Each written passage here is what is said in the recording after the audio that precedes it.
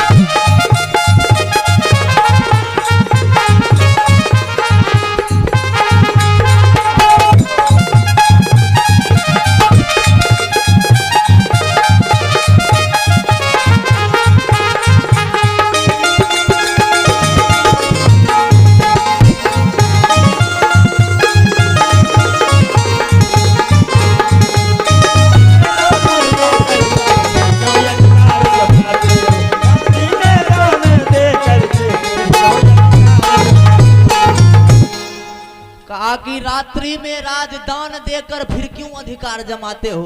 कहा है हरिश्चंद्र, अरे अपने आप को सत्यवादी कहते हो। धिक्कार है तेरे जैसे धर्मात्मा पे, धिक्कार है तुझ जैसे राजा पे। क्या लाज नहीं लगता है, शर्म नहीं लगता है तुमको। रात्रि में तू किसी को दान कर चुके हो या राज, और दूसरे के धन को, दूसरे के वस्तु को बांट के दान करके अपने आप को धर्मात्मा कहते हो। अब यह राज तुम्हारा है हरिश्चंद्र, अब यह राज तुम्हारा नहीं है। यह राज तू किसी ब्राह्मण को दान कर दिया है। दूसरे के धन को बांट के अपने आप को धर्मात्मा मत कहो, दानी मत कहो। महाराज हरिश्चंद्र को ध्यान आया कि बाबा तो सही बोल रहे हैं, मैं रात में एक ब्राह्मण को यह राज दान कर चुका हूं, इस पर तो अब मेरा कोई अधिकार नहीं रहा। बाबा विश्वामित्र जी कहने लगे, ओ हरिश्चंद्र, रात में तू ब्राह्मण को दान किया था अपना सारा संपत्ति, सारा राज्यपाट, वो रात वाला ब्राह्मण मैं ही हूं हरिश्चंद्र। मैं ही रात में भेष बदल के आया, तुमसे सारा तुम्हारा राज्यपाट मांग लिया। विश्वामित्र जी फिर जिस रूप में आए थे महाराज हरिश्चंद्र के पास, वह रूप धर के दिखलाते हैं। कहा, देख रहे हो हरिश्चंद्र, वही ब्राह्मण हूं मैं जो रात में तुम्हारा राज्यपाट मांगा। तो है हरिश्चंद्र, अब यह राज्य मेरा हो चुका है, मैं मालिक हूं इस गद्दी का, और तू हमारा ही धन हम ही को दान कर रहा है। कैसा धर्मात्मा है तू, अपने आप को धर्मात्मा कहता है। आहो दानी दानी असुना तरानी हो आर दानी सा सतवादी हो घमंडी राजा। जाओ जाओ आहो कपटा से अभरल बा शरीर, आहो अभिमानी राजा। कपटा से भरल बा शरीर, आहो अभिमानी राजा। कपटा से भरल बा शरीर, आहो मर्दानी।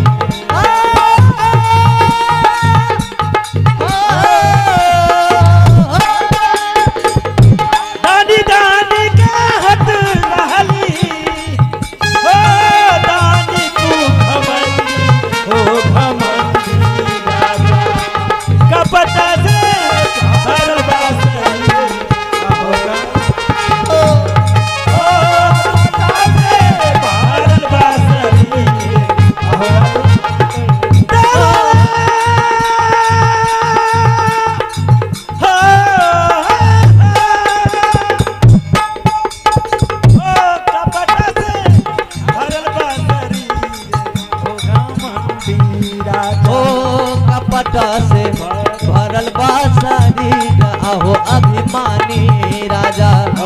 कपट से भरल बा शरीर, आहो अभिमानी। हरिश्चंद्र, एक नंबर का छलिया है तू, एक नंबर का ढोंगी है। अपने आप को धर्मात्मा कहता है। अरे अब यह राज मेरा हो चुका है, इसमें से फूटी कौड़ी अब हम तुमको नहीं देंगे, तू अलग से मेरा रकम चुकाओ, क्योंकि तू प्रतिज्ञा कर चुके हो कि 60,000 स्वर्ण मुद्रा तू हमको दोगे। जल्दी लाओ मेरा रकम, जल्दी मेरा रकम लाओ। महाराज हरिश्चंद्र कहने लगे कि महाराज, कुछ देर तो मौन रहे, फिर बाबा विश्वामित्र जी ही कहने लगे कि हरिश्चंद्र, अरे अब तू कहां से देगा, अब तू कहां से रकम लाके देगा, क्योंकि तेरे पास तो अब फूटी कौड़ी नहीं है, भिखारी हो चुके हो तुम, कोई मदद नहीं कर सकता है तुम्हारा, लेकिन हम मदद जरूर कर सकते हैं।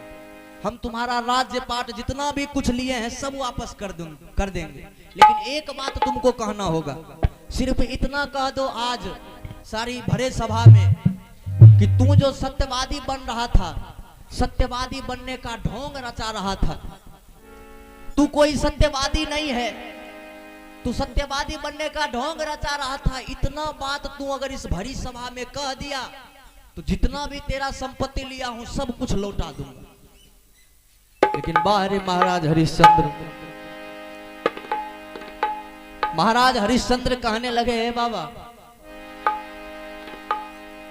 अगर मैं अपने सत्य के रास्ता को छोड़ दूंगा तो दुनिया भर में जो मेरे नाम का झंडा फहर रहा है वही लोग हमारे नाम पे थूकेंगे, वही लोग हमारे नाम पे धिक्कारेंगे। हे बाबा, हरिश्चंद्र मर सकता है, मिट सकता है, लेकिन अपने सत्य के मार्ग को नहीं छोड़ सकता। बाबा विश्वामित्र जी कहने लगा कि अगर नहीं छोड़ सकता है तो मेरा रकम लाओ, मेरा रकम लाओ। महाराज हरिश्चंद्र कहने लगे, बाबा हमें कुछ दिनों का मोहलत दीजिए, कुछ दिन का समय दीजिए। हम 3 प्राणी हैं बाबा, मैं हूं, मेरी पत्नी है और मेरा बेटा है। मैं तीनों प्राणी अपने आप को बेच दूंगा, अपने आप को बेच के आपका रकम चुकाऊंगा। बाबा कुछ दिनों का मोहलत हमें चाहिए, समय मांग रहा हूं। महर्षि विश्वामित्र जी कहने लगे कि समय अगर मांग रहे हो तो ठीक है, जाओ, हम तुमको 1 महीना का समय दे रहे हैं, 1 महीना का समय। अगर 1 माह के अंदर तू हमारा रकम हमको नहीं लौटाया तो जो ही 30वां दिन पूरा होगा, जहां रहेगा वहीं पे आके तुमको शराप दे के जला के तीनों प्राणी को भस्म कर देंगे। मंजूर है हरिश्चंद्र?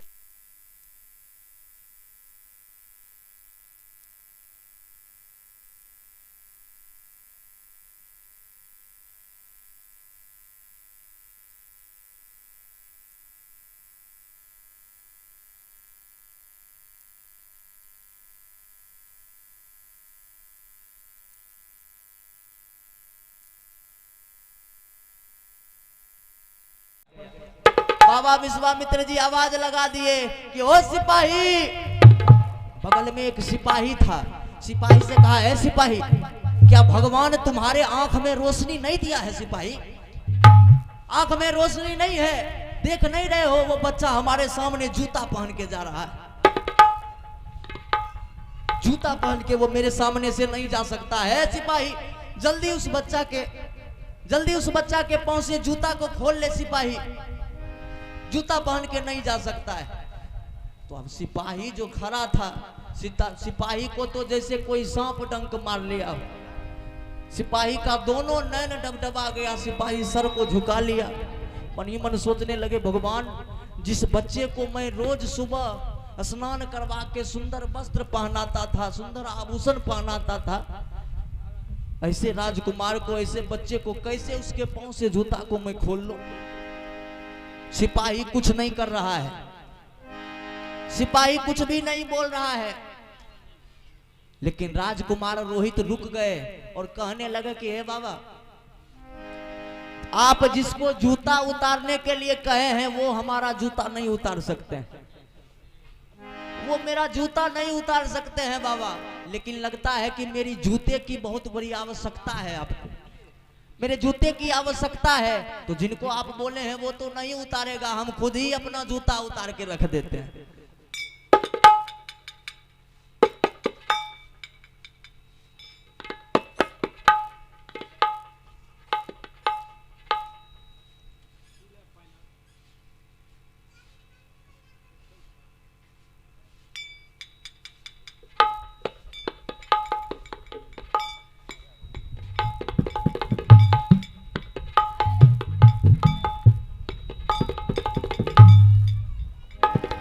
मैं सुना रहा था 5 साल का वो बच्चा रोहित अपने पांव से खुद ही जूता खोल के बाबा विश्वामित्र के सामने रख दिया और तीनों प्राणी वहां से चल देता है। तीनों प्राणी महल से निकल जाते हैं। कहा है, कवि ने गाया है कि हित परित हिताई मिताई जात छोड़ देला, कि हित परित हिताई मिताई जात छोड़ देला, जब समय होला कमजोर, जब समय होला कमजोर हर कोई साथ छोड़ देला, जब समय होला कमजोर हर कोई साथ छोड़ देला। हित प्रीत हिताई मिताई साथ छोड़ देला, हित प्रीत हिताई मिताई साथ छोड़ देला, जब समय होला कमजोर, जब समय होला कमजोर हर कोई साथ छोड़ देला, समय होला कमजोर हर कोई साथ छोड़ देला, साथ छोड़ देला, समय होला कमजोर हर कोई साथ छोड़ देला।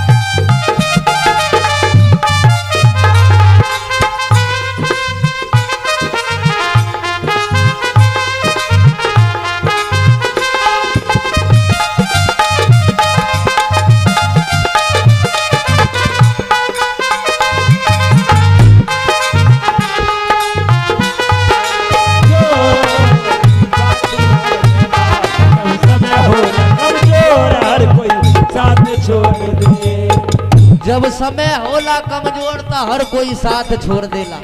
जब तक हमारा आपका समय बढ़िया चलेगा तब तक 10 आदमी पाछे 10 आदमी आगे रहेगा, और जब खराब समय आ जाएगा, जब समय बदल जाएगा तो हमारा अपना लोग भी, जिनको अपना कहते हैं, अपने परिवार के लोग भी अपना साथ छोड़ देगा, हमारा आपका साथ छोड़ देगा। तो जब तक स्वार्थ है तभी तक के लिए लोग पहचानते हैं, जब तक आपसे स्वार्थ है तभी तक पहचानेगा। एक बार स्वार्थ समाप्त हो गया कोई किसी को पहचानने वाला नहीं। आगे भजन के लाइन में कवि कहते हैं, बनला के 10 गो साथी बिगड़ला के केहू ना, आपन बनैबा कैसे केहू तोहार होई ना। बनला के 10 गो साथी बिगड़ला के कोई ना, कैसे बनैबा साथी केहू संग होई ना। देखिए सुंदर पुरस्कार है छोटे से बच्चे के सौजन्य से 40 रुपया का पुरस्कार आया है। भगवान इस बच्चे को लंबी आयु दे, मां सरस्वती बच्चे को विद्वान बनाए, होनहार बने, ये शुभकामना करते हुए आगे मैं सुना रहा हूँ। वो बनला के 10 गो साथी बिगड़ला के केहू ना, आपन बनैबा कैसे केहू तोहार होई ना। बनला के 10 गो साथी बिगड़ला के कोई ना, आपन बनैबा कैसे केहू साथ छोड़ी ना। हो आपन बनैबा कैसे केहू तोहार होई ना। ओ आपन बनैबा केहू होई ना। आओ धई के हाथ में हाथ, हाथ से हाथ छोड़ देला, धई के हाथ में हाथ, हाथ में हाथ छोड़ देला, धई के हाथ में हाथ, हाथ से हाथ छोड़ देला, धई के हाथ में हाथ, हाथ पे हाथ छोड़ देला। जब समय होला कमजोर, जब समय होला कमजोर तो हर कोई साथ छोड़ देला, समय होला कमजोर हर कोई साथ छोड़ देला। ओ हित प्रीत हिताई मिताई जात छोड़ देला, हित प्रीत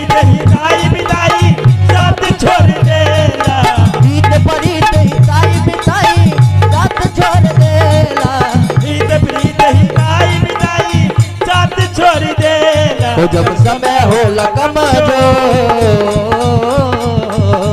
जब समय हो कमजोर हर कोई साथ छोड़ देला, जब समय हो कमजोर हर कोई साथ छोड़ देला, जब समय हो कमजोर हर कोई साथ छोड़ देला, जब समय हो कमजोर हर कोई साथ छोड़ देला। बोलिए आनंद कंद भगवान की जय। एक पुरस्कार आया है, ये हैं अखिलेश यादव जी, इनकी सुपुत्री है सोनाली कुमारी, इनके सौजन्य से भगवान के दरबार में ये 51 रुपये का पुरस्कार आया है। भगवान के दरबार में इनका बिगड़ी कार्य बनता रहे, प्रभु सारे परिवार को सुखी रखे, स्वस्थ रखे।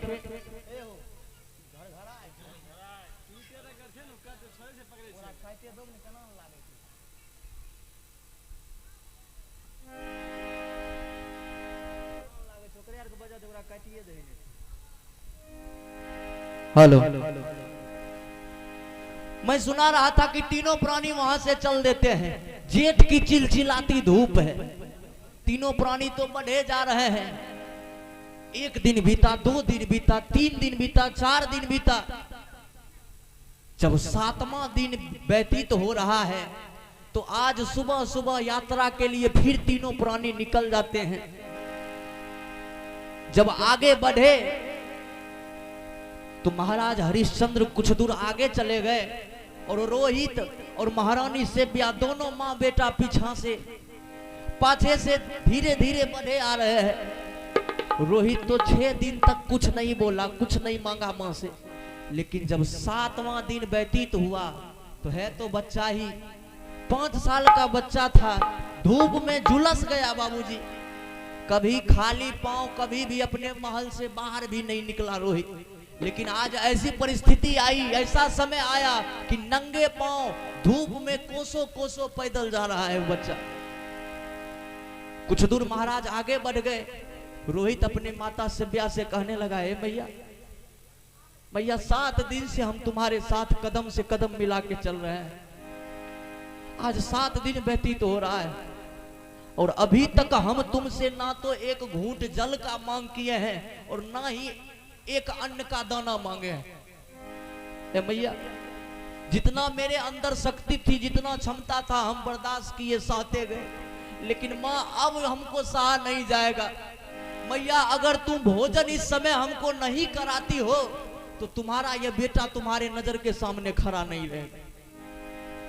मैया भूख प्यास के बगैर लगता है कि मेरा प्राण अंत हो जाएगा। तो तीनों प्राणी भूखे क्यों थे? देखिए माता जी के सौजन्य से ढेर सारा पुरस्कार आया है, इनके चरणों में प्रणाम है।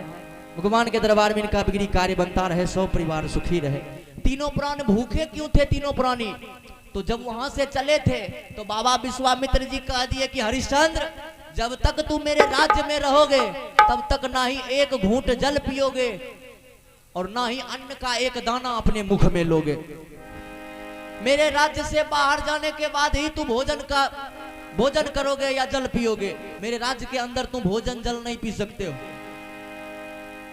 अब 5 साल का बच्चा धूप में झुझला गया, भूख प्यास के बगैर कंठ सूख रहा है।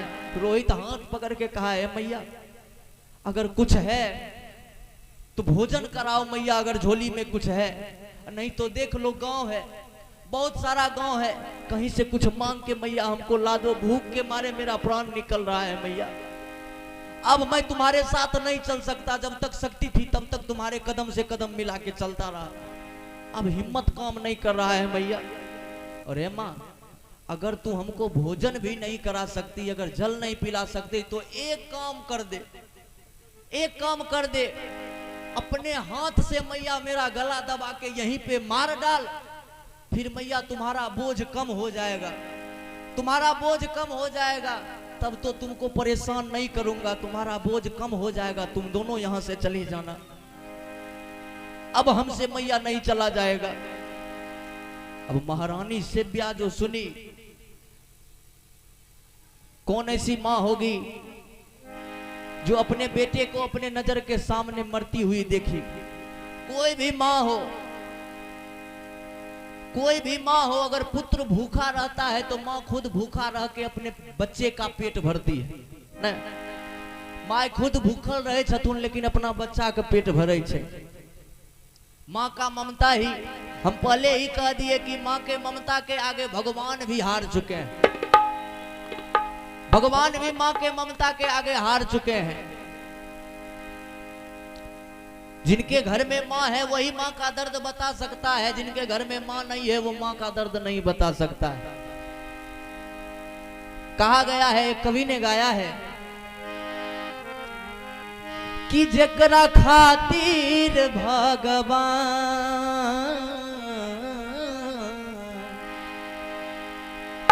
कि बन के अइले कृष्ण राम, कि जकरा खातिर भगवान बन के अइले कृष्ण राम, जकरा खातिर भगवान बन के अइले कृष्ण राम, जकरा दूधावा से बढ़ के मिठाई नहीं खे, जकरा दूधावा से बढ़ के मिठाई नहीं खे, बाटे ऊ अभागा जकरा माई नहीं खे, बाटे ऊ अभागा जकरा माई नहीं खे।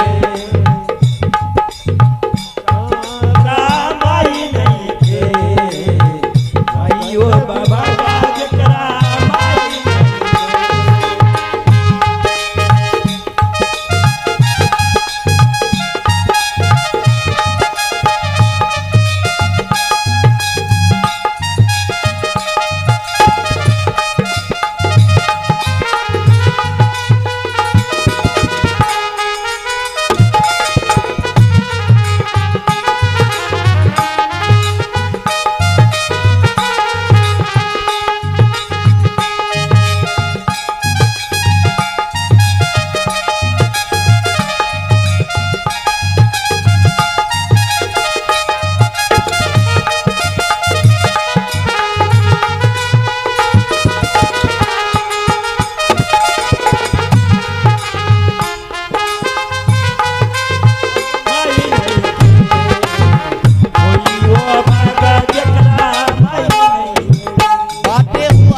जेकरा माई ने के। देखिए सुंदर पुरस्कार है। स्वर्गीय देव किशुन यादव जी के पोता हैं, पोता पोती हैं, जिलाजीत कुमार, गौरव कुमार, अंबिका कुमारी, इनके सौजन्य से भगवान के दरबार में 201 रुपया का पुरस्कार आया है।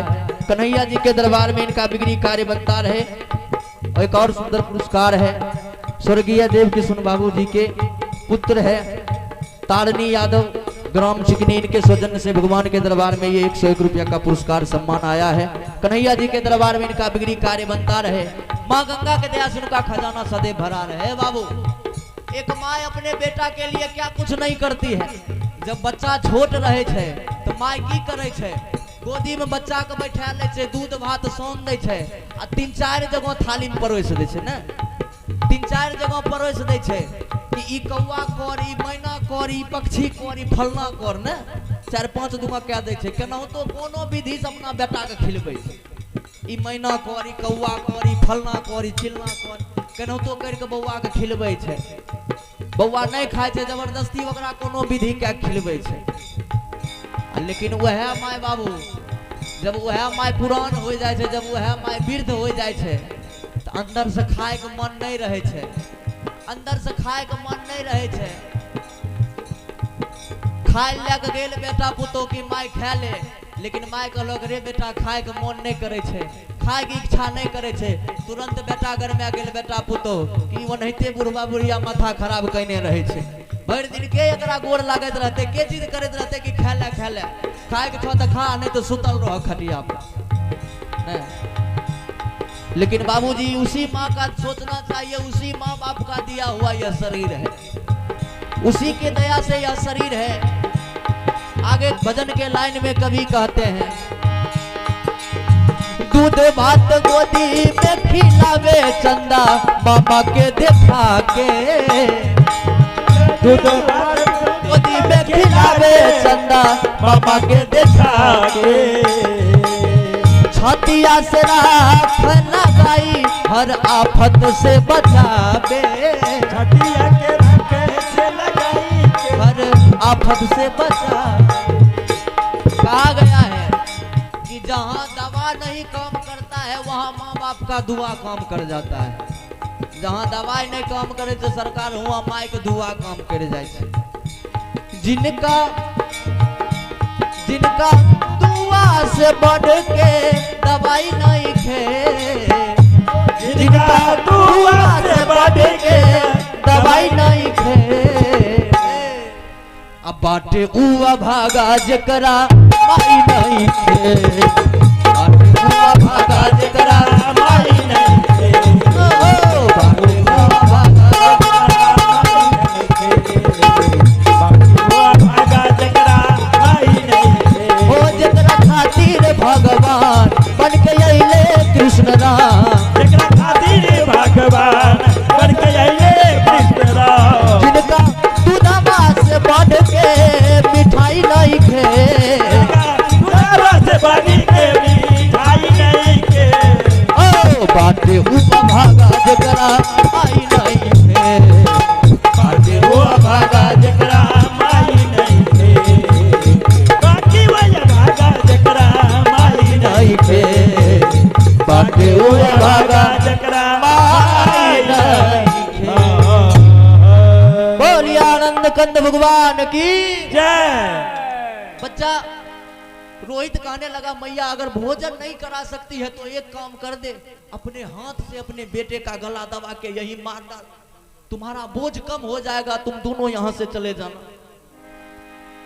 अब महारानी सिव्या आंख से आंसू बहा रही है कि भगवान, जिस बच्चे को मैं अपने गोद में बैठा के रोज नाना प्रकार का भोजन करवाया करती थी, आज वही बेटा कह रहा है कि माँ भोजन नहीं करा सकती है तो अपने हाथ से गला दबा के मार।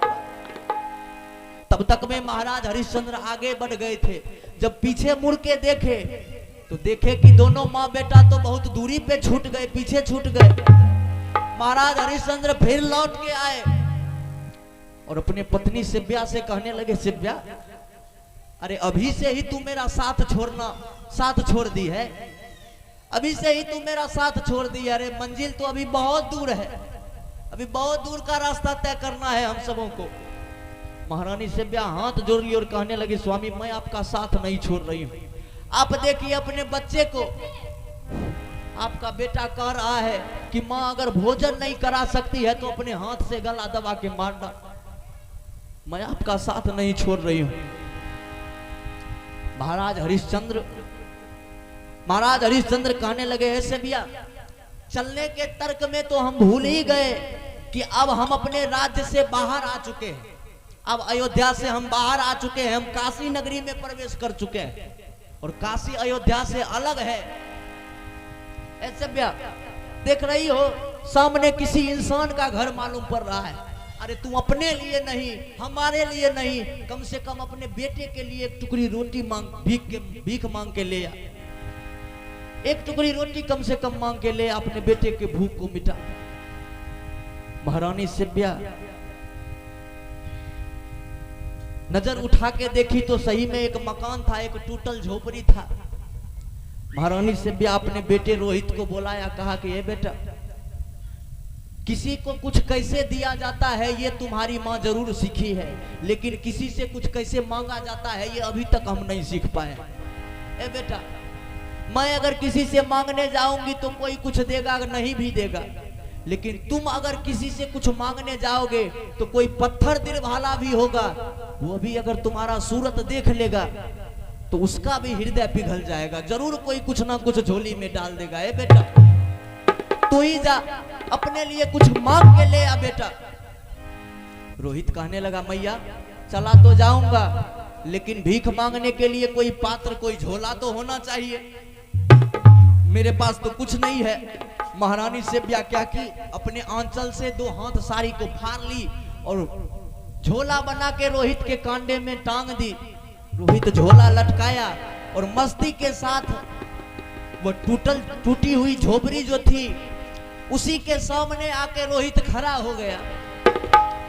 रोहित सामने आके खड़ा हो गया और घर के बाहर से ही रोहित आवाज लगाना शुरू कर दिया कि कुछ दे दे हे मैया, एक बालक खरा पुकार, रे मैया है कोई। बाहर से आवाज लगाया कि ओ माँ, अगर कोई इस घर में है तो इस बच्चे को भूख को शांत कर दो मैया। माँ 7 दिन का भूखा हूँ, कुछ मांगने आया हूँ, अगर कोई सूखी रोटी भी होगी वो अभी मेरे झोली में डाल दो मैया। बहुत जोरों की भूख लगी है, अगर भोजन नहीं करता हूं तो लगता है कि मेरा प्राण अंत हो जाएगा, आत्मा शरीर से निकल जाएगा। लेकिन घर से कोई आवाज नहीं आया, घर से कुछ आवाज नहीं आया। रोहित फिर आवाज लगाया कि 7 दिनों का भूखा बालक आया है तेरे द्वार, रे मैया है कोई। 7 दिन का भूखा हूं, कुछ है मैया तो इस गरीब के झोली में डाल दे। जो ही कहा 7 दिनों का भूखा बालक, उस घर में तो कोई नहीं थी, लेकिन एक 80-85 वर्ष की एक बुढ़िया माई उस घर में रहती थी। बुढ़िया माई उस घर में रहती थी। अब कोयल सा कुहुकता हुआ आवाज जो बुढ़िया माई के कान में पड़ा, वो बुढ़िया माई अपने घर से बाहर निकली। घर से बाहर निकली और जो ही रोहित को देखी, रोहित के चेहरा को जो देखी, इतना सुंदर था रोहित दिखने में, लगता था कि साक्षात कामदेव धरती पर उतर के आया है। बुढ़िया माँ जो रोहित के शकल को देखी, सूरत को देखी, बुढ़िया माँ हाथ पकड़ के रोहित को अंदर ले गई और कहने लगी, हे बेटा, कौन है बेटा तू? तुम्हारे पिता का क्या नाम है? कहाँ के हो बेटा तुम? रोहित कहने लगा, है मैया ये सब तू बाद में परिचय ले लेना मैया, अभी बहुत जोरों की भूख लगी है मैया, अगर कोई सूखी रोटी भी है तो इस गरीब की झोली में डाल दे। देखिए सुंदर पुरस्कार है पीहू कुमार जी, इनके सौजन्य से भगवान के दरबार में 21 रुपया का पुरस्कार सम्मान आया है। भगवान इस बच्चे को लंबी आयु दे, 100 परिवार सुखी रहे, सानंद रहे, मंगलमय जीवन यापन। रोहित कहा, मैया परिचय बाद में लेना।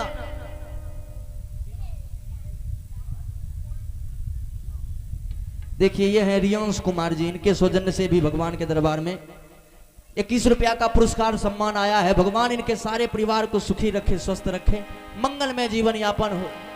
रोहित कहा, मैया अगर घर में सूखी रोटी भी है तो इस गरीब की झोली में डाल दे मैया। वो बुढ़िया माँ क्या की, अपने जंघा पे रोहित को बैठा ली और खीर पूरी बनाई थी बुढ़िया माँ।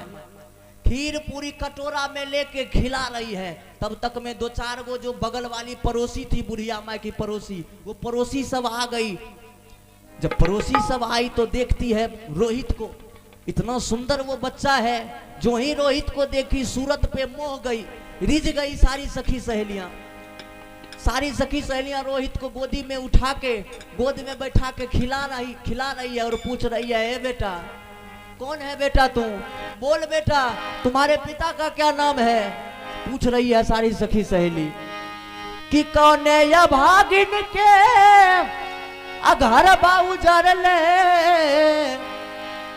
कौन है अभागिन के अघर बाऊ जर ले, कहे धैला तपसी के बेसरे बाबू, कहमा के हवा तू नरे रे बाबू, कहमा के हवा तू नरे, कहमा के हवा तू नरे रे बाबू, कहमा के हवा तू नरे। ओ कोने या भागिन के घर बाबू जरला, कोने या भागिन के घर बाबू जरला, धर ले तपसी के बेस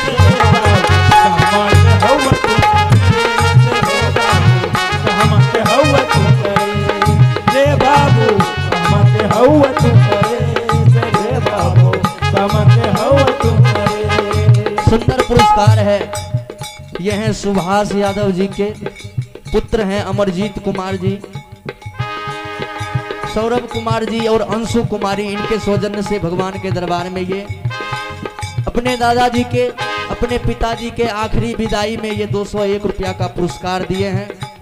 मैं भगवान से प्रार्थना करता हूँ कन्हैया जी इनके परिवार के ऊपर सदैव अपना प्यार आशीर्वाद बनाए रखें, इनका 100 परिवार सुखी रहे, आनंद रहे, मंगलमय जीवन यापन हो।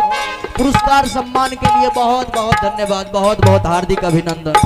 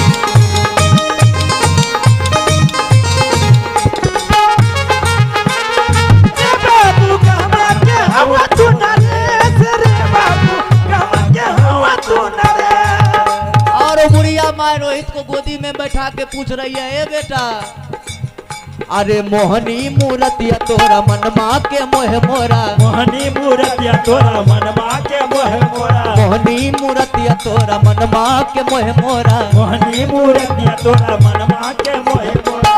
रह जाओ आई तो देश हो, रह जाओ आई तू देश, रह जाओ आई तो देश हो, रह जाओ आई तू देश। ओ सोना के कटोरवा में दूध भात खिलाइबो, सोना कटोरवा में दूध भात खिलाइबो, सोना कटोरवा में दूध भात खिलाइबो, सोना कटोरवा में दूध भात खिलाइबो।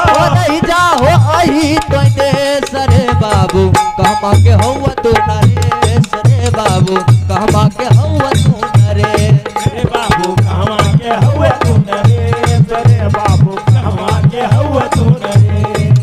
ओ कौने अभागिन के घर बा उजार ले, कौने अभागिन के घर बा उजार ले, कौने अभागिन के घर बा उजार ले, कौने अभागिन के घर बा उजार ले। धैला तपसी के बेस रे बाबू कहमा के हौवा तू नरेश रे बाबू कहमा के हौवा तू नरेश रे बाबू कहमा के हौवा तू नरेश रे बाबू कहमा के हौवा तू नरेश रे बाबू कहमा के हौवा तू नरेश रे बाबू कहमा के हौवा तू नरेश रे बाबू कहमा के हौवा तू नरेश रे बाबू कहमा के हौवा तू। बोलिए जुगल सरकार की। हम सुना रहे थे कि बुढ़िया माँ पूछने लगी और जब भर मस्त भोजन कर लिया रोहित, भर पेट भोजन कर लिया, तब हाथ जोड़ के कहने लगा, हे माँ हम तो भोजन कर लिए हैं, लेकिन माँ अगर कुछ भोजन बचा है तो हमारी झोली में डाल दो, क्योंकि जिस तरह मैं 7 दिन 7 रात्रि से भूखा था उसी तरह मेरी माँ है और पिताजी है, दोनों 7 दिन से ना अन्न ना एक टुकड़ा अन्न खाए हैं और ना ही एक बूंद जल पिए, वो दोनों भी भूखे हैं, अगर कुछ है मैया तो दे दे। वह मैया रोहित के झोली में कुछ भोजन बचा था दे दी। रोहित झोला को लटकाते हुए 7 दिन से भूखा था, आज जो भरमस्त भोजन खाया, मस्ती के साथ झोला लटकाते हुए आ रहा है अपने पिताजी के पास। जब आया तो महाराज पूछ दिए रोहित से कि रोहित गया था भिक्षा मांगने के लिए तो कुछ मिला, कुछ मिला कि भूखे लौटना पड़ा। रोहित कहने लगा, है पिताजी, ए माँ पहले तू हमको एक बात बतलाओ कि संसार में जितने भी माता है क्या सबका हृदय एक ही जैसा होता है? अब महारानी से ब्याह मन में सोचने लगी कि भगवान मेरा बेटा दूसरे के यहाँ से भिक्षा मांग के आया है और ये अचानक ऐसा बात क्यों पूछ रहा है। महारानी से ब्याह कहने लगी कि ए बेटा क्या हुआ, कोई कुछ बोल दिया है क्या, कोई कुछ कह दिया है क्या? रोहित कहने लगा, है मैया जिस तरह तू राजमहल में अपने गोद में बैठा के 56 प्रकार का भोजन करवाती थी अपने हाथ से, जिस प्यार से तू भोजन करवाती थी उस प्यार में थोड़ा सा भी कटौती नहीं की वो बुढ़िया माँ। जैसे तू गोदी में बैठ के खिलाया करती थी, उसी तरह वो बुढ़िया माँ हमको गोदी में बैठ के अपने बेटे के तरह अपने हाथ से दूध भात मुंह में खिलाया। और ऐ माँ, सिर्फ हम ही खाए हैं ऐसी बात नहीं है, हम ही नहीं खाए हैं बल्कि तुम्हारे लिए भी हम कुछ लेके आए हैं। देखो ना, तुम्हारे लिए भी भोजन लाए हैं हम। तुम भी तो 7 दिन और 7 रात्रि से भूखी है, मैं भी आपके लिए भी भोजन लाया हूं। भोजन निकाल के रख दिया। महाराज हरिश्चंद्र कहने लगा, वाह रे बेटा, वाह रे रोहित, अगर तुझ जैसा बेटा हो तो किस बात की कमी होगी अब हमें। अब मैं समझ रहा हूं कि अब मेरा बेटा होशियार हो चुका है, बुद्धिमान हो चुका है, अब हमें चिंता करने की जरूरत नहीं है, क्योंकि अब हमारा पेट हमारा बेटा भी भर सकता है। अब मेरा पेट मेरा बेटा भी भर सकता है। तू खुद नहीं खाया, खुद भी खाया और मेरे लिए भी कुछ मांग के लाया है। ला बेटा भोजन की गठरी। भोजन की गठरी थी। महाराज हरिश्चंद्र वृक्ष के निकट बैठ गए। महारानी सेव्या पत्तल रख दी सामने और चली गई पानी लाने के लिए। पानी लाने के लिए चली गई। इधर भोजन वाला गठरी उसी वृक्ष के निकट में रख दी। 7 दिन से और 7 रात्रि से जो बच्चा भूखा था, आज भरपेट जो भोजन किया। मंद मंद पवन चल रही थी, इतना जोर से नींद आया कि उसी पेड़ के निकट सो गया रोहित। रोहित के पास ही रखा था भोजन, रोहित सो गया। इधर महाराज हरिश्चंद्र पत्तल लगा के बैठे हैं। अब बाबा विश्वामित्र जी मन ही मन सोचने लगे। बाबा विश्वामित्र जी पीछा नहीं छोड़े। मन ही मन बाबा विश्वामित्र जी सोचने लगे कि अगर आज हरिश्चंद्र अगर भोजन कर लेगा तो इसको अपने धर्म से नफरत नहीं होगा, अपने सत्य से इसको नफरत नहीं होगा। जब हम इसको दाना दाना और पानी पानी के लिए तरपाएंगे तब इसको अपने धर्म से नफरत होगा, तब अपने धर्म को ये छोड़ेगा। क्या किए बाबा विश्वामित्र जी? एक कुत्ता का वेश बना लिए। एक कुत्ता का वेश बना के और जहां भोजन वाला गठरी रखा था वहां आ जाते हैं और अपने दांत में, रोहित तो सो चुका है, सो रहा है, नींद के मारे सो रहा है। इधर बाबा विश्वामित्र जी कुत्ता का वेश बना के आए और रोहित के बगल में गठरी रखा था, अपने दांत में गठरी दबाया और वहां से निकल गया और थोड़े दूर में जाके खोल के खाना शुरू कर दिया। इधर महारानी जब सेव्या जब उधर से जल लेके आई, जब जल लेके आई तो भोजन के पास पहुंची। जब भोजन के पास पहुंची तो देखती है कि यहां पर तो भोजन वाला पोटरिये गायब है, भोजन का पोटरिये गायब है। अब महारानी सेव्या इधर उधर 2-4 बार देख रही है लेकिन कहीं पर भी भोजन वाला गठरी नहीं। महाराज हरिश्चंद्र इधर पत्तल लगा के बैठे हैं। अब महारानी सेव्या दोनों नैन से अश्रु धारा प्रवाह अश्रुओं का वर्षा हो रहा है। मनी मन बेचारी सोच रही है, भगवान आज मेरे पति मेरे सामने पत्तल लगा के बैठे हैं और ऐसा दिन आया है कि अपने पति के पत्तल पे एक पूरी रोटी भी नहीं रख सकती हूँ। कैसा दुर्भाग्य है भगवान, मेरे पति मेरे बारे में क्या सोचेंगे, मेरे पति मेरे बारे में क्या सोचेंगे कि लगता है कि सेव्या बहुत ज्यादा भूखी थी, सारा भोजन खुद ही खा गई। क्या बताऊं मैं अपने पति को जाके कि कहां गया भोजन, मेरे ऊपर तो कलंक आ गया है। देखिए सुंदर पुरस्कार है, गुलशन आयुष है, इनके सौजन्य से भगवान के दरबार में ये 50 रुपया का पुरस्कार आया है। भगवान के दरबार में इनका बिगड़ी कार्य बनता रहे, भगवान इस बच्चे को लंबी आयु दे, होनहार बने, अपने गांव समाज का नाम रोशन करे, ये शुभकामना करते हुए मैं आगे सुना रहा हूं। महारानी सेव्या मनी मन सोचने लगी कि भगवान क्या जवाब दूंगा मैं अपने पति को जाके। तब तक में महाराज हरिश्चंद्र का ध्यान खुला, मन ही मन सोचने लगे कि सेव्या हमारे सामने पत्तल लगा दी है और भोजन क्यों नहीं दे रही है। जब नजर उठा के देखा सेव्या के तरफ महाराज हरिश्चंद्र, तो सेव्या पर तो बाद में नजर पड़ा, सबसे पहले वो कुत्ता जो गठरी खोल के भोजन कर रहा था उसी पे नजर चला गया। बोलिए वृंदावन बिहारी लाल की। महारानी सेव्या वृक्ष के जड़ के निकट बैठ के आंख से आंसू बहा रही है। महाराज हरिश्चंद्र आए, अपने गमछा से आंसू को पोंछ दिए और कहने लगे, पगली क्यों तू व्यर्थ में चिंता कर रही है, क्यों आंख से आंसू बहा रही है। अरे हमारे भाग्य में वो भोजन नहीं लिखा था, वो भोजन हमारे भाग्य में नहीं लिखा था, उस कुत्ते के भाग्य में लिखा था, उसको मिला। अगर हमारे भाग्य में भोजन होता तो हम भी भोजन करते। चल से ब्या यहां से, हम किसी और दिन भोजन कर लेंगे। अब तीनों प्राणी वहां से बढ़े चले आ रहे हैं। जब काशी नगरी में प्रवेश किए, सुंदर पुरस्कार है। ये हैं अमरजीत कुमार जो गढ़पुरा के निवासी हैं। इनके सौजन्य से भगवान के दरबार में 51 रुपये का पुरस्कार सम्मान आया है। प्रभु इनके सारे परिवार को सुखी रखे, स्वस्थ रखे, मंगलमय जीवन यापन हो, सब परिवार सुखी रहे, ये मंगल कामना करते हुए मैं आगे निवेदन कर रहा हूं। इधर तीनों प्राणी पहुंचे काशी नगरी में। काशी में पहुंचे तो आज पहुंचे हैं और स्नान करके महाराज हरिश्चंद्र तीनों प्राणी काशी विश्वनाथ के मंदिर में जाके हाथ जोड़ के खड़े हो गए। हाथ जोड़ के काशी विश्वनाथ के मंदिर में खड़े हो गए और कहने लगे, प्रभु अब केवल आपका ही सहारा है, आपके नाम के बदौलत ही मैं ये सब कर पाया हूं। मालिक अपना कृपा बनाए रखना, अपना आशीर्वाद इस दास के ऊपर बनाए रखना। हाथ जोड़ के महाराज हरिश्चंद्र बाबा के दरबार में, बाबा विश्वनाथ के दरबार में आवाज लगा रहे हैं कि है धन्य तेरी माया जग में, ओ दुनिया के रखवाले, शिव शंकर डमरू वाले। कि है धन्य तेरी माया जग में, दुनिया के रखवाले, शिव शंकर डमरू वाले, शिव शंकर भोले भाले।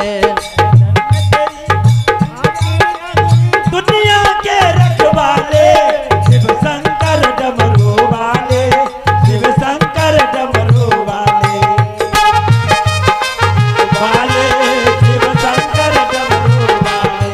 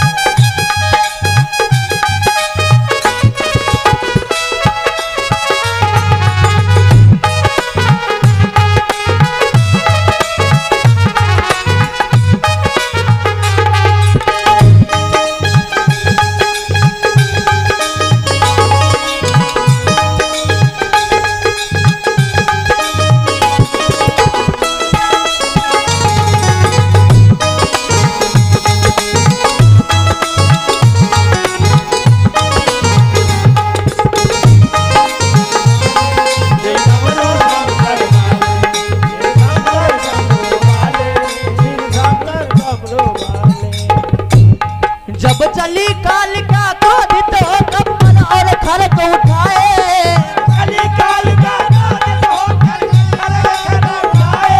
बोले बोले बोले बोले, काली कालिका उठाए।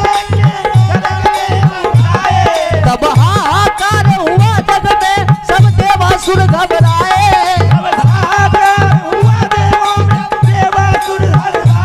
वो सब देवासुर घबराए, सब है धन्य तेरी माया जग में, वो दुनिया के रखवाले, शिव शंकर डमरू वाले, शिव शंकर भोले वाले। शिव शंकर डमरू वाले, शिव शंकर डमरू वाले, शिव शंकर डमरू वाले, शिव शंकर डमरू वाले, शिव शंकर डमरू वाले, शिव शंकर डमरू वाले। बोलिए शंकर भगवान की। जय। तीनों प्राणी बाबा के दरबार में आवाज लगाए, रात्रि में विश्राम किए और सुबह जब हुआ तो सुबह सुबह आज काशी बीच चौक पे आके, काशी बीच चौक पे आके तीनों प्राणी खड़े हो गए। महाराज हरिश्चंद्र चौराहा रास्ता था, चौराहा रास्ता पे खड़ा होके और आवाज लगाना शुरू कर दिए महाराज हरिश्चंद्र कि ऐ काशी के वासियों सुन लो मेरी पुकार, ऐ काशी के वासियों सुन लो मेरी पुकार, बिकता हूँ कोई खरीद लो होगा बड़ा उपकार। बिकता हूँ कोई खरीद लो होगा बड़ा उपकार। ओ बिकता हूँ कोई खरीद लो होगा बड़ा उपकार। बिकता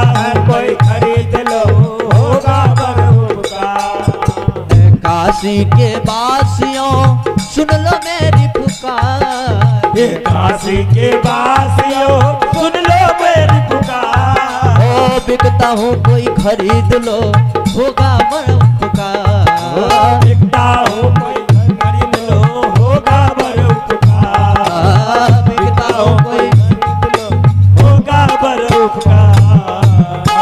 बीच चौराहे पे खड़े होके महाराज हरिश्चंद्र आवाज लगा रहे हैं कि खरीदो खरीदो, कोई खरीद लो, कोई खरीद लो।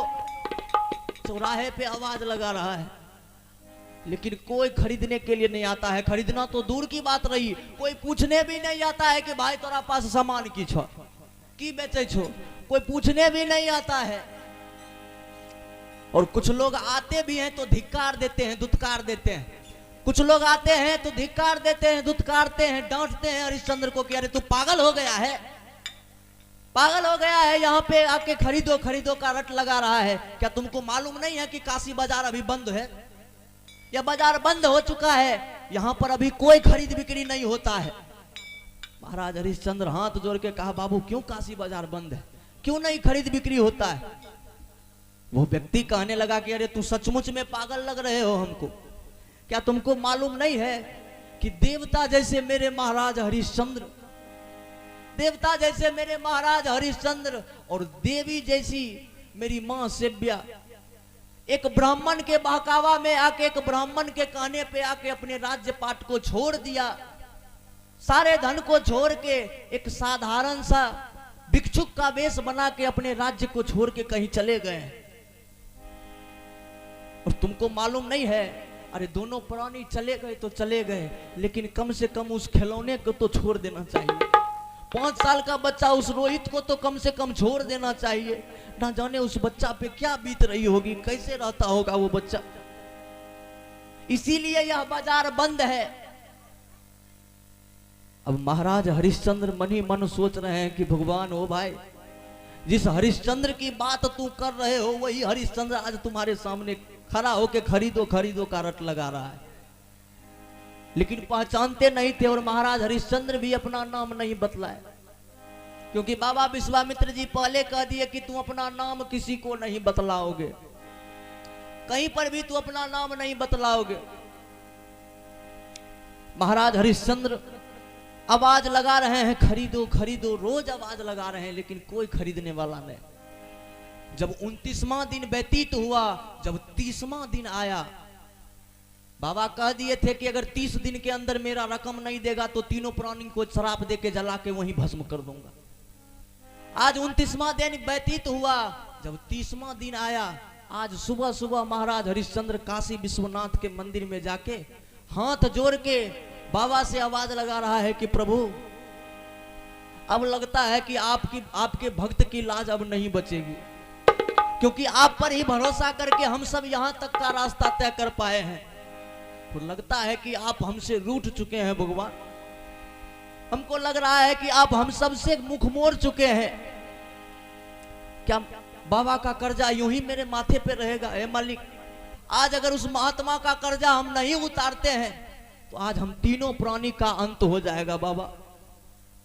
बाबा विश्वनाथ के दरबार में पूजा करके आज फिर बीच चौराहे पे आके आवाज लगा रहे हैं खरीदो खरीदो, कोई खरीद लो, कोई खरीद लो, बड़ा उपकार होगा बाबू। तो रोज तो नहीं आते थे, रोज तो नहीं आते थे, लेकिन आज एक ब्राह्मण हरिश्चंद्र से पूछने आया। एक ब्राह्मण पूछने आया, क्यों भैया, मैं नित्य प्रतिदिन तुमको देखता हूं, रोज तू इस चौराहे पे खड़ा होके आवाज लगाता है कि खरीदो खरीदो खरीदो। अरे कौन सा तुम्हारे पास कौन सा ऐसा सामान है जिसका खरीदार अभी तक नहीं मिला है? क्या बेचते हो, क्या बेचते हो तुम? जरा अपना सामान दिखलाओ। महाराज हरिश्चंद्र कहने लगे कि हे बाबू, मेरे पास कोई वस्तु नहीं है, कोई सामान नहीं है बेचने के लिए, बल्कि हम 3 प्राणी हैं, मैं हूं, मेरी पत्नी है और मेरा बेटा है। हम तीनों प्राणी अपने आप को बेचना चाहते हैं। हम एक महात्मा का कर्जदार हैं, 60,000 स्वर्ण मुद्रा का कर्जदार हैं। हम अपने आप को बेचना चाहते हैं, बाबू हमें खरीद लीजिए, बड़ा उपकार होगा, खरीद लीजिए, हम बड़ा उपकार होगा। क्योंकि आज अगर मैं उस महात्मा का कर्ज नहीं लौटाया तो हम तीनों प्राणी का जीवन आज समाप्त हो जाएगा। वो ब्राह्मण कहने लगा कि सुनो, मैं तुमको तो नहीं खरीद सकता हूं, तुमको नहीं खरीद सकता हूं, लेकिन मेरे घर में एक नौकरानी की जरूरत है, एक दासी की जरूरत है।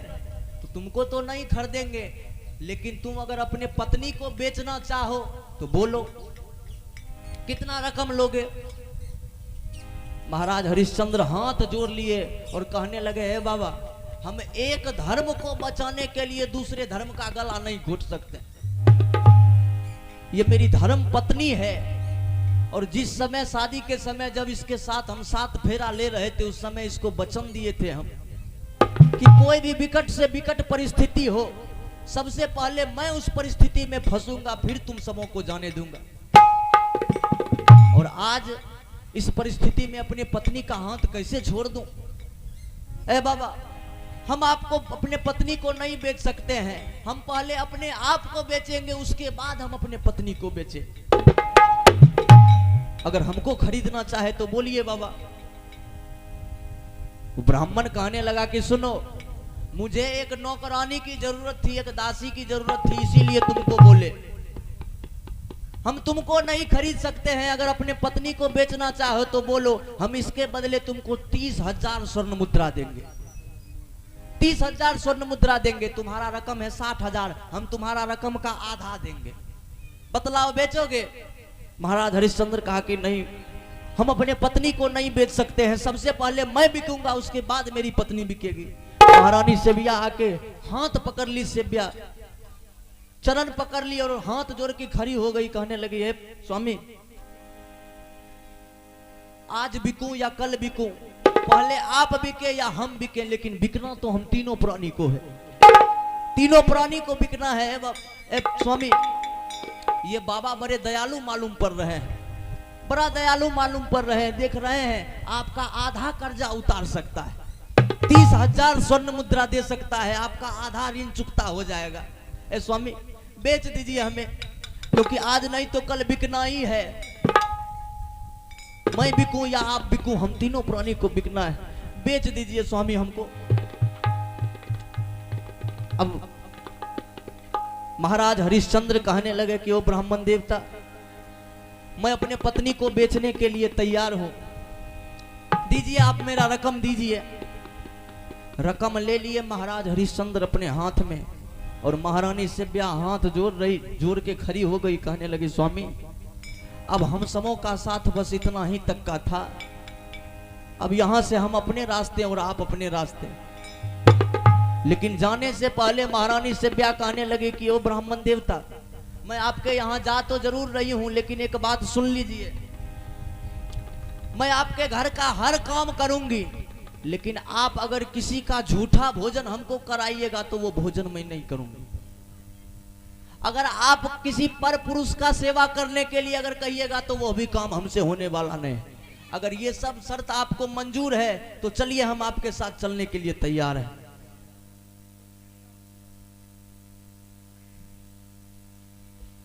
कृष्णा, देखिए सुंदर पुरस्कार है, छोटी सी बच्ची हैं कृष्णा कुमारी, इनके सौजन्य से भगवान के दरबार में ये 51 रुपये का पुरस्कार सम्मान आया है। कन्हैया जी इस बच्चे को लंबी आयु दे, होनहार बने, गांव समाज माता पिता का नाम रोशन करे, ये शुभ कामना करते हुए आगे मैं सुना रहा हूं। सेबिया कहने लगी कि ये सब शर्त अगर आपको मंजूर है तो मैं आपके साथ चलने के लिए तैयार हूं। ब्राह्मण कहने लगा कि ये सब कोई काम नहीं करना होगा तुमको,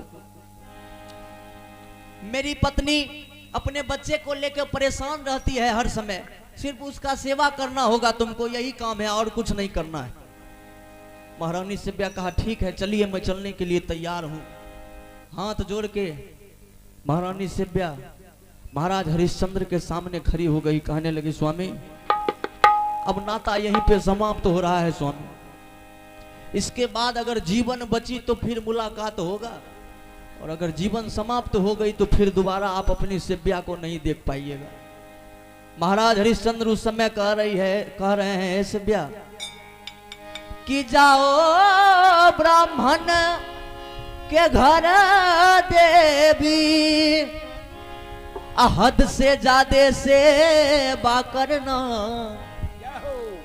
पर नारी की व्रत धर्म देवी, दिल में तू ध्यान सदा रखना। नारी की व्रत धर्म देवी, दिल में तू ध्यान सदा रखना।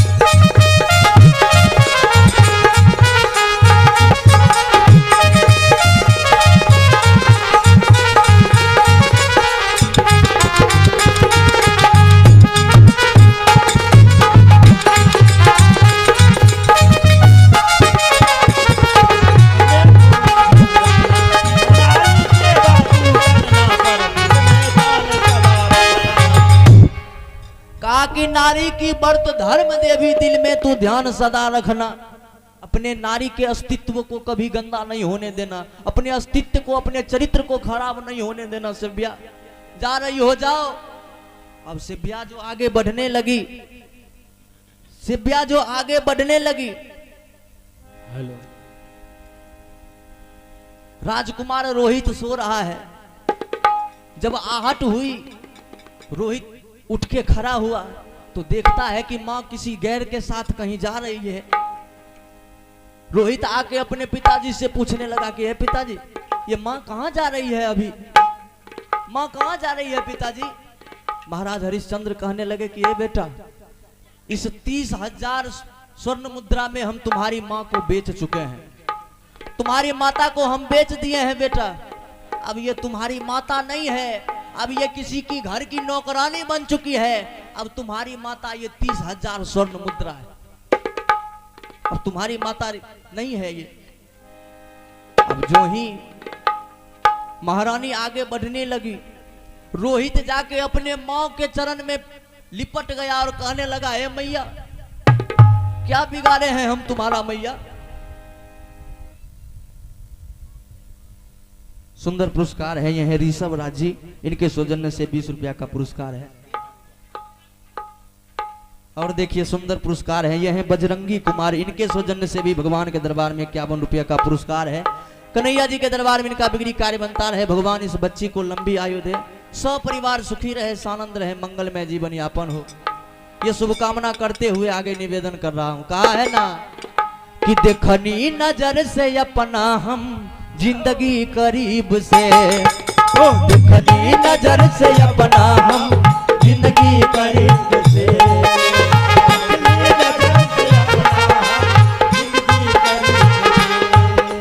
देखनी नजर से अपना हम जिंदगी करीब से, देखनी नजर से अपना जिंदगी करीब से, देखनी नजर से अपना हम जिंदगी करीब से, देखनी नजर से अपना जिंदगी करीब से, जेकरा जबन बमीलन,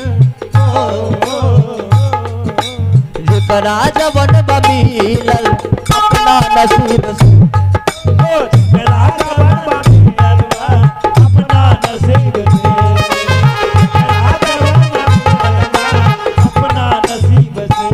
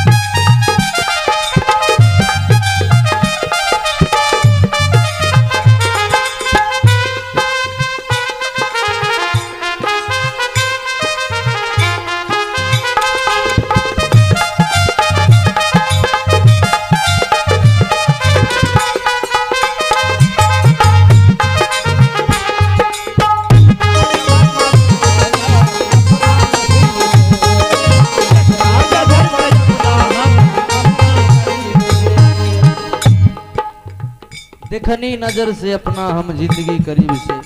सुंदर पुरस्कार है यह रणवीर यादव जी के पुत्र आनंद कुमार जी, इनके सौजन्य से भगवान के दरबार में ये 52 रुपया का पुरस्कार आया है। भगवान इनके सारे परिवार को सुखी रखे, बच्चे को लंबी आयु दे, होनहार बने कन्हैया जी के दरबार में ये मंगल कामना करते हुए मैं आगे सुना रहा हूँ।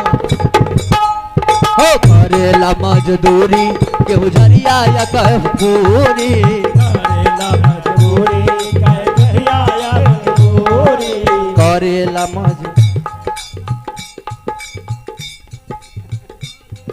देखिए माता जी के सौजन्य से ढेर सारा आशीर्वाद आया है, इनके चरणों में प्रणाम है। भगवान के दरबार में इनका बिगड़ी कार्य बनता रहे, सौ परिवार सुखी रहे, सानंद रहे। करेला मजदूरी के उजरिया या के हुपूरी, करेला मजदूरी के उजरिया या मजबूरी। लाजे शरम के छोरे के सब करेला जी हजूरी, लाजे शरम के छोड़ के करेला जी हजूरी। बाकी न होला ताजमहल, हो बाकी न होला ताजमहल कबनो गरीब बाकी ना हो ताजमहल अपना गरीब के। देखनी नजर से अपना हम जिंदगी गरीब से, देखनी नजर से अपना हम जिंदगी गरीब से। आओ देखनी नजर से अपना हम जिंदगी गरीब से, देखनी नजर से अपना हम जिंदगी गरीब से। देखनी नजर से अपना हम जिंदगी गरीब से। देखनी नजर से अपना हम जिंदगी गरीब से। जेकरा जबन बमिलल, जेकरा जबन बमिलल अपना नसीब, तेरा जवाब मिलल अपना नसीब से। जेकरा जबन बमिलल अपना नसीब से, तेरा जवाब मिलल अपना नसीब से। कभी कभी बाय आबि जाइ छै, कोनो बीमारी आर छो की?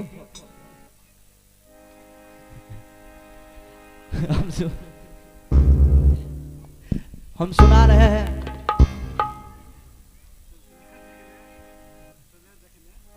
भेज दै छी। हम सुना रहे थे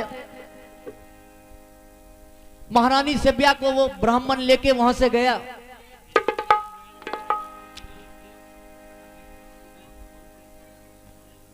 ब्राह्मण लेके गया अपने घर पे, और ब्राह्मण की जो पत्नी थी